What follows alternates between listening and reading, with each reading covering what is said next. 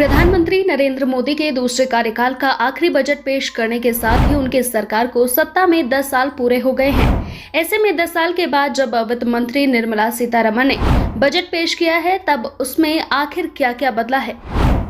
वित्त मंत्री निर्मला सीतारमण ने आज जब अंतरिम बजट 2024 पेश किया, तब वह मोदी सरकार के 10 साल सत्ता में रहने का जश्न नजर आया।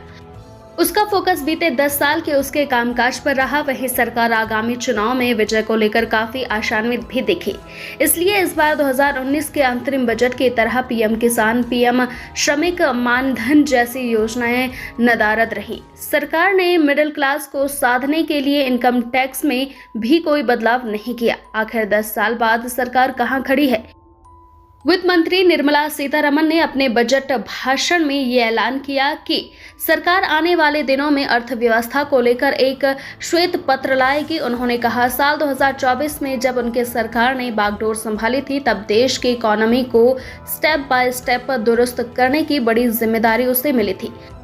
हमारी सरकार ने नेशन फर्स्ट पर भरोसा करते हुए इसमें सफलता हासिल की है।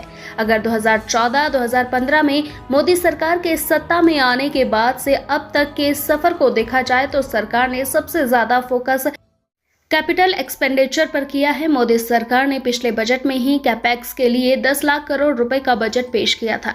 अगर सरकार के आंकड़ों को देखें तो ओवरऑल इंफ्रास्ट्रक्चर पर सरकार ने 11.1 लाख करोड़ रुपए से अधिक खर्च किया है।